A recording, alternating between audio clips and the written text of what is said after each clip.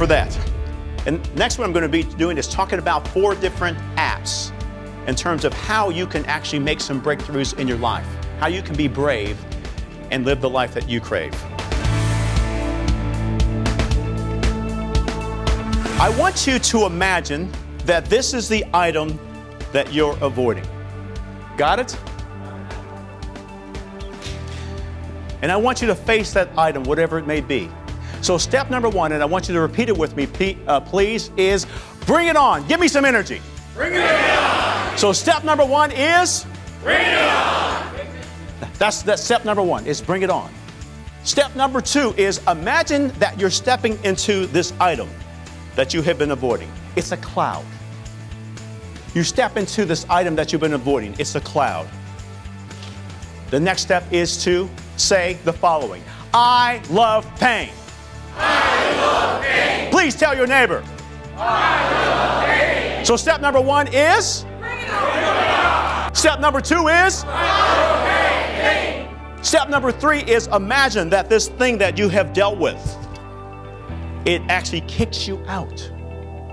And step number 3 is, say this, pain sets me free. Pain sets me free. He tells a story of an 80-story building that was once on fire. All the employees left the building right away except for one employee.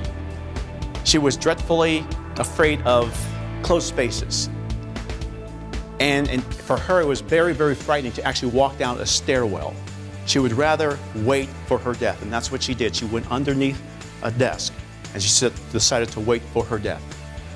The firefighters, they came in, and they said, ma'am, you've got to go. We've only got a couple of minutes. And she explained how claustrophobic she was. She says, I'm so scared, I'm so scared. And finally, the firefighter said, do it scared. And he took her, and he walked her down each flight. And every flight of the stairs, he said, do it scared. Do it scared. Do it scared. Do it scared. He said, what? Do it scared. Do it scared. And she made it all the way down to the lobby and eventually to safety. And that phrase, it echoed in her head and it stayed with her. And it transformed her life. I'm scared out of my mind. But if it's okay with you, I'm going to do it scared. This is a gentleman by the name of Todd Seiler. And Todd says, he wrote a book entitled, Think Like a Genius. You don't have to be a genius to think like one. He says a wall is a momentary disruption. He puts it this way. He made a drawing for me. He says, this is how I think. He says, when I encounter a wall or an obstacle, I say to myself, how can I go over it, around it, under it, or through it? But it's not going to stop me from getting to my goal. Ever feel stuck? I'm willing to bet the following, that there is what I call a stuck story in the area in which you have not made progress. Let me give you an example. A couple weeks ago, I went to yoga. In the complex where I live, we have Tuesday night yoga at 6 o'clock. I hadn't been in a couple of weeks, and I decided to go, had a good time. After the class was over, the yoga instructor said to me the following. She says, well, Ed, I didn't want to ask you how you were doing. Well, why not? She says, well, you would tell me that hip story again.